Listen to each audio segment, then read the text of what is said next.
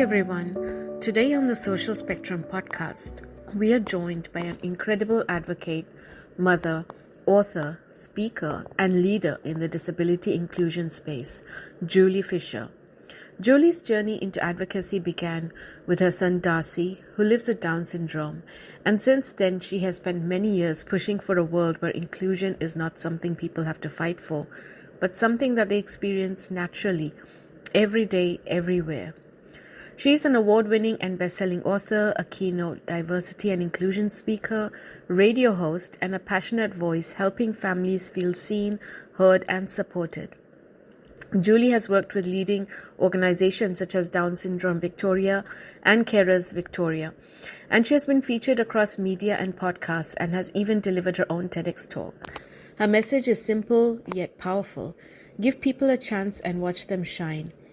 So today we dive into what true inclusion looks like, why it still falls short in everyday life, and how each of us can play a part in changing that narrative. Hi, Julie. Thank you so much for joining us on the Social Spectrum podcast. And how have you been? Yeah, it's my pleasure. Thank you so much for asking me. I've been very good. It's been a busy month and a half with some events and things that I've been organising, but now we're getting ready for Christmas already. Yeah, I would like to first congratulate you to win the Gold Award at the author's book launch for From the Hearts of Mum. That's such a big honour. Yes, I'm absolutely delighted to win that award because it's not just about my story, that book. It's about 12 other beautiful ladies, sharing their stories very raw and honestly. And the feedback I got from the judges was absolutely incredible, saying, what a great book that is for support for families, to raise awareness and to really get that message about inclusion and acceptance out there. So no, that sounds amazing. I'm so proud of you, and I would really love to read that book. And I would, because that is also what me and Social Spectrum stand for, is to provide support and promote inclusion. So, so your journey into inclusion advocacy, it started a long time ago, I think, when Darcy was born. Do you want to just give us a brief about that? Yeah, so it was actually quite surprising, when we received the prenatal diagnosis. I started advocating for him before he was even born because of misconceptions and things that people were saying about Down syndrome. So I guess it really did start then 20 years ago. And then once he was born, people started to see him and look at him and stare and made me feel uncomfortable. And so then I really got stuck into it then as well, just teaching people that everybody's a person and everybody deserves to feel comfortable in their surroundings, pretty much. We don't all have to become best friends or anything like that, but it's really important to educate yourself and to learn about the differences in people, just so that and do realise that we are all just people. Darcy loves to do many things just like any other 19-year-old boys now that he's 19, and he deserves to be able to do that, without feeling uncomfortable where he is. And the books, the first book was 2019, and I guess that's where the advocacy on a much larger scale really started to kick in. And I love what I do. I love that I can create change for kids like ours, so that they can live in a better world. Yeah, no, that's amazing. I mean, it does, start from like personal experience as well. It's same for me, like for my son. And then you start looking at reasons of why people are not more inclusive and how we can help them to promote inclusion and provide a better supporting environment. So you've always said that, when we've talked earlier on, you've said that inclusion isn't something that, someone should have to fight for. It should just be natural. So what was some of the earliest moments when you noticed that this wasn't actually a reality? Like, we do actually have to fight for inclusion. Yeah, and look, I think, Chana, a lot of the time it doesn't come from a bad place either. It just comes from not knowing and not understanding, and only knowing that, the old style, the misconceptions, the things that have always been said about people with disability. I'm sure that there's misconceptions about every disability out Yeah. there. And that's why we do what we do, because, Yes. once we have them in our lives, I was the same. I mean, I didn't know about disability Yeah. before I had Darcy, not a lot about it. And that's where it comes from. I think it's just very important for people to understand that it's important for people, everybody, to go shopping and feel comfortable and not have to worry about stairs. And, Yeah. even sometimes I've learned over time that a lot of those stairs also are not coming from a bad place. It's just Yeah. curiosity. Yeah. Sometimes it might be coming from somebody who had a child with a disability and they're Yeah. looking at your child. But when you first start the journey, as a mum, your instincts kick in to protect your child. And Yeah. when you see people looking at them, you immediately think that it's coming from a bad place, even Yeah. though it's not. And we do Yeah. learn that. So I think it's just, saying hello to people, that's when I started, when Darcy started to grow and he started to feel that negativity, I started to introduce that smile when I saw people looking at him. So I would smile at them and sometimes say hello. And 8 to 9 people out of 10 would smile back, Yeah. and that was really refreshing. Occasionally we don't get that. Yeah. And I don't react anymore because I don't think that's healthy for anybody. But I Yeah. do let them know that I'm seeing what they're doing, Yeah. and again, I'll say hello to them Yeah. and invite them to come and say hi, and just so they can see that Darcy's just a young man like anybody else. And Yeah. even though sometimes people get a bit nervous as well about language, about his not being able to understand him. But Mm-hmm. that's where we step in again. We can support that, we can help that. But it's very important for people to be talking to our kids and saying hello and asking them the questions. Yeah. And then we can support them and help them. There's always ways to communicate. I've learnt that in the journey as well. No, you are correct. I mean, it's not always coming from a bad place. It's Mhm. more of them not encountering such a similar situation in their daily life. And it does come out of curiosity to know what's different. I mean, I have done that myself. Um, but yes, I mean, it does help to, like, I really like your approach that you smile back at them. You help them to get to know you. I mean, get to know, understand the situation better. And also, like I also talked about how we spend so much of time in therapy on our kids. It's equally Mhm. important to spend time and effort to educate uh, the people, just say the neurotypical people, or Yeah, so that they can understand this world better and that's without right. any judgment. Yeah, that's right. And then, I mean, then you've got the other side of it as well. You've got the businesses, the schools, who, who think they're being very inclusive, but Yeah. sometimes they're not ticking all the boxes. And again, it's just because they don't know. It's not just about being able to enter a premises and be able to get around. Sometimes the lighting's too bright. Sometimes the noise is too loud. Sometimes it's just confined spaces. Yeah. It's not just about having lifts and things. There's so many different things to think about. And I think it's important for us to talk about that too, so Yeah. that they can learn. And when they do tick that box that they're an inclusive workplace or an inclusive store, they really, really are, you Yeah. know, and they understand it too. It's about being able to open doors and all sorts of different things. There's lots and lots of little different things to consider, I think. Yep, true. I mean, so what do you wish the world understood about families raising children with disabilities? That we're families just like them, Yeah. raising our kids the best that we can. Yeah. That's all they need to understand, really, because that's what we're doing. Yes, our kids, they have therapy and they need support in different areas, but don't all kids as they grow up? Like I've Yep. got two neurotypical kids as well, older than Darcy, and I've had to support them in certain times, and I've had to advocate for them as well when Yeah. they're going through school. So I want people to know that what we are is a family just like them, raising children the best that we can to Yeah. make sure that they can live life, wonderfully like they want to as they get older. Yeah. No, that's true. That like families, they should also feel. I mean, I've witnessed this personally, where other families have like kind of been judgmental. Mhm. So it's like maybe, and it's sometimes like just say my child has had a meltdown in the supermarket, so they're Yeah, judging our parenting skills, that we're not. either, firm with them or not teaching them to be disciplined. Whereas, so I mean that's one kind of advice which I give other people, that just don't judge. You're not in their journey. You don't know what we're going through, so just don't judge. Yeah, I always say that too, and I always say to people, if you do see a mum struggling, Yes. even if you don't understand what's going on, just as you walk past, just ask them if they're okay and if they need some help. Yeah. And every day of the week they're going to say no, thank you, but Yeah. just that gesture Yes. of helping them and supporting them goes such a long way.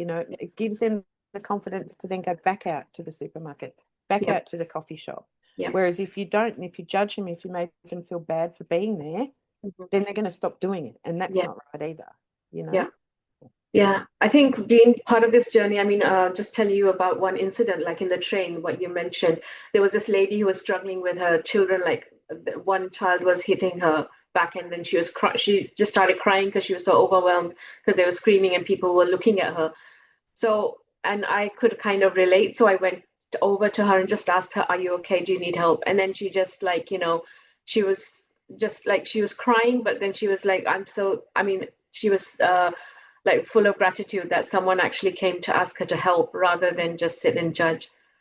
Yeah. Yeah, it makes a big, big difference. It's important for everybody to be able to go out in the community. And sometimes if we feel judged, we stop doing it. And that's Mm. not right either, because that stops our children from going out in the community. It creates anxiety, it creates agoraphobia.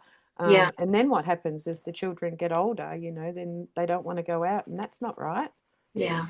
not right for anybody. So Yeah. yeah, just always just have a think. We don't know what people are going through. We've all got a story. And again, you don't have to invite them over for coffee, but just Yeah. saying, "Are you okay? Do you need help?" It just goes such a long way. Yeah. So what does, an ideal, like just imagine an ideal word or true inclusion, what does that look like to you? I mean, not just one of the checkbox versions, but actual, like a real world practice. Yeah, so I think, as a family, just going out and about, I really want to see people embracing everybody for who they are, giving a smile, helping out if they need a hand, not pulling their children out of the way in case they catch something, or because that's happened to us many times with a visible disability. Yeah. Um, Not judging that child who is having a meltdown, because that child could be really struggling to regulate themselves right at that Mhm. moment, and it could be anything. Sometimes it's smell, so we just don't know. So I want people to be patient and kind, Yeah. and just give that little bit of a nod, even just a smile. Are you okay? That's the perfect world for me, and not stare. Like, I've learnt the difference between looking and staring as I've Yeah. grown with Darcy. And, a steadfast stare is awful. It's horrible.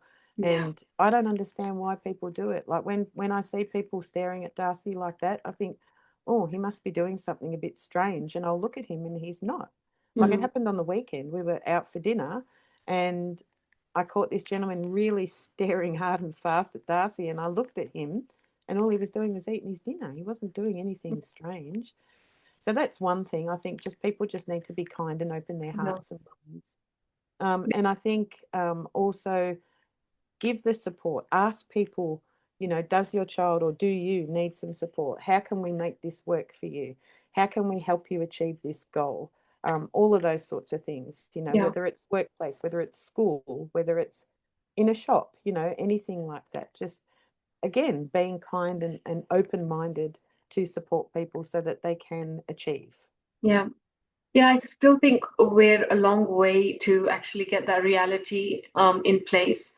Um, that staring, which you mentioned, I mean, for those people, they're looking or they're staring maybe out of curiosity, maybe out of Mm, judgment, maybe out of whatever. But the impact which it has on the child, like I've seen for my son, when people have stared at him or laughed at him for stimming, he's doing it as a form of emotional regulation, but people are laughing. So that has kind of played on his mind, and he feels really conscious that if someone's looking at him, that means he's being bullied or he's being judged, and that would kind of put him more into his shell, so he is not able to be who he is. Yeah, And probably that is a way of people how they mask themselves as they grow older. So yeah, even to me, it would be like the reality would be to that people can be who they are in front of everyone 100%. without any fear. Yeah, Yeah, 100%. Darcy stims as well, and Darcy also makes a noise yeah, if he's getting tired or if he's concentrating. So we yeah, get a lot of stares about things like that. And, I mean, that's just part of him. And I've noticed again, as I go on the journey, I watch people as well, and I'm very aware of the things that I do too. And yes, I stim as well.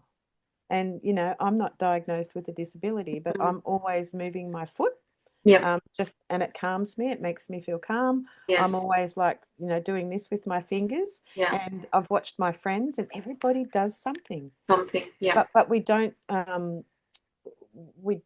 think about it any differently because yeah, it's just what we do. But then when we see a child like Darcy yeah, or your son, like rocking or stimming or making noise, we think that's a bit strange because I don't know, it's more visible yes, to them, I guess. But that's just how they're feeling comfortable yeah, in their surroundings. And Darcy doesn't do it all the time, and probably as your son grows, it'll get less and less as well. yeah, But in certain circumstances, if they're yeah. feeling a little Oh, nervous, they'll do it.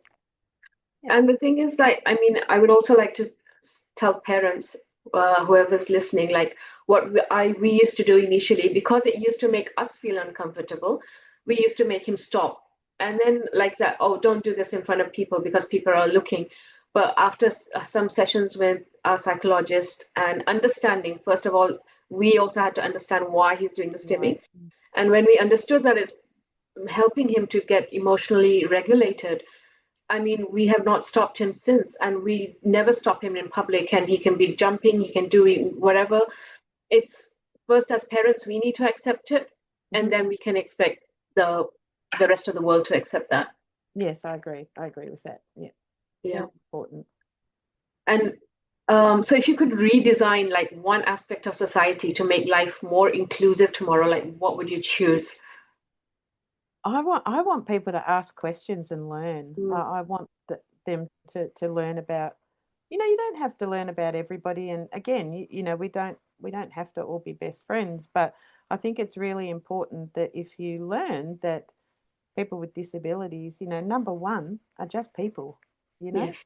that's the biggest lesson, I think. And I think once people see that and embrace that, then the inclusion will come from there. And it's not always about, allowing someone to play a sport or anything like that. It's feeling comfortable when you're out and about in your local community and further. So, with my first book, I'll just tell you this story really quickly. So, I used to work at my local pub, and one of my customers, he was about 75 at the time, bought my book. And he said, "Oh, look, I probably won't read it because I'm not much of a reader." And he came in a week later and he said, "I read your book." He goes, "Wow." He said, I've never had disability in my life. Thank you. Thank you for giving us a peek into your life." And he Hmm. goes, "But I want to tell you something." He goes, "I go shopping every Tuesday, and every Tuesday I see a group of people with disabilities shopping." Hmm. And he said, "I do look at them." He goes, "I don't stare at them, but I do look at them." Hmm. And he said, "Today I was looking at them differently." He goes, "I can't work out how come." And I said to him, "I think you were looking at them as people today. You weren't looking at their disabilities. You were looking at a group of people shopping." He goes, "You know what? I think you're right. And your book's done that for me." So, that's the thing. I mean, we all look, especially if it's something we're not used to seeing. Of course we look. Yes. We look at people with a pretty dress on. We look at people with a Yeah. big watch on their wrist, all sorts of things like that. But I think when we look beyond the disability and see the person, that's when the real breakthrough starts to happen. Yeah. Well, that's a beautiful thought, and I'm really glad to hear that he read your book and he had a change in perspective. Yeah, yeah, Yeah, I thought it was great. I thought it was very sweet that he shared that with me as well. yeah. So I was actually just coming to your books, that your books have touched so many families, and you've given a beautiful example. So, what other message do you have through your books to give to parents, children, and educators? The messages in all of them, I guess, are, just sharing our journey to raise awareness and create education. Yeah. Also, I share about the different things we do with Darcy. Right. In the new book, I talk about, as you getting into the teenage years, the things that we Mm. need to do with Centrelink and things like that. So the books are like a resource as well, and definitely support. Like I've had lots of families say that after reading my books, they don't feel so alone, because when Yeah. you're in the world of disability, it can feel very lonely Yeah. and isolated. You feel like you're the only person going through this at the time. And I think that's why it's important to have these conversations, write the books, so that the other families don't feel alone and feel Mhm. like they can reach out and connect. And I think one of the things we're very lucky with in today's age is the social media platforms. Mhm. Yes, they can be a lot of yucky things going on as well, Yeah. but at the end of the day, it provides instant support for families. Yep. If they're regional or rural, they can jump onto a page, they can connect with other families and get that support that they need. And that's a really big one for me. And so, what advice would you like to give to parents like who have just started on their journey, or they feel alone, overwhelmed, and they are unsure of how to advocate for their child? Yeah, reach out, like connect with local groups. If you've got a local group near you, join a coffee group, join a My Time group. They're specifically for parents with children with disabilities, and they're fantastic. The kids have a great time and the parents get the support. Ask the questions, don't hide away, and be proud, and know that you're not alone. There's many of us out here that are ready to support you. And I think that's one of the most beautiful things that I found entering the world of disability. Yes. It's filled with people that have your back and support you no matter what. And you can ask any questions. I think that's an important one Yep. too. Yeah. Ask any questions. It doesn't matter what it is, even if it feels a bit tricky, ask it, because otherwise you're not going to know. And that's another way where we allow our children to become understood. And join social spectrum. So Yes, that's right. yeah, that Yeah. is our vision, that no one should have to navigate this journey alone, Hmm. and we build a strong support community for all the parents. That's great. And, all of that sort of stuff, the apps that, what you've created is absolutely incredible. And it's such a great resource and a good support. It's very important. I've met lots of people that sort of say, oh, I don't want to join those groups because Hmm. we want to bring our children up the same way as we've brought our other children up. And I understand that. And we've tried to we do that with Darcy as well. Yeah. But, there's things that come up that you can't just ask anybody about. You need to be in touch with those other groups and the families as well. And there's many of them out there doing incredible work, as you are. Thank you. And it's true, because one of the forums and support groups, like on social spectrum, there was a question about a particular medication, and that has really helped me. And I wouldn't have thought of asking that question out in that group. And when I did, I received a lot of good responses, and I actually it's made a big change in our home situation. So yeah, you never know. I think it's really important to just go out, ask for help, support, discuss. You never know what will end up helping you. No, that's right. And I think with all of the support groups, there's people starting the journey, there's people with primary school kids, there's people with high school kids, people with younger adults, older adults. So you've got the whole stream. So, whatever group you become part of, that's what I've found. There's always somebody you can reach out to that's where you're heading. Does that make sense? Yeah. So I think it's really important. It's great. So this has been great, Julie. I mean, just before we go, just one last question, because Okay.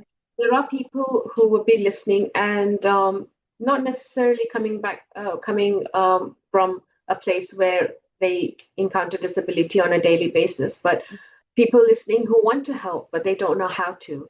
What are the small things that they can do in their everyday life and make a change? Give the smile. Say hello sometimes if they're confident enough to do that. Ask the questions if they're confident to do that as well. I don't. I always say to people, if you're curious and you want to know, please ask. Please ask. I'm more than willing to help. and just open their hearts and minds and really try to see the person. I mean, sometimes it's difficult because, you have visible disabilities and you do get stuck on looking at what's going on with the person. But just remember in the back of your mind that they are a person just like you. Like Darcy has friends in wheelchairs, he has autistic friends, he has nonverbal friends. And when we all go out together, they enjoy concerts, basketball, theatre just as much as everybody else. And I love watching them because they don't have a filter either. So if they want to get up and dance, they'll get up and dance. And I love that. They're free, and I think people just need to, open their hearts and mind, be kind, and ask the questions if you want to learn. Thank you so much, Julie, and it was a pleasure speaking to you. And so, what's next? Like, any other books on the way? I've just published my last book, The Adolescent Journey. So this one, I'll show it to you. So that's just published that one this year. So next year, it's just concentrating, continuing with the radio show that I do, the expo that I hold in October, and just getting that message out more and more and connecting with more and more families. Great. So all the best to you, And and you. catch up soon again. Thank you so Thank much you. for part of our show. Thank you for having me. A huge thank you to Julie for bringing her expertise and perspective to today's discussion. These are the conversations that move the needle forward in understanding inclusion and real support. So to our listeners, we appreciate you joining us and we look forward to seeing you again in the next episode of the Social Spectrum Podcast.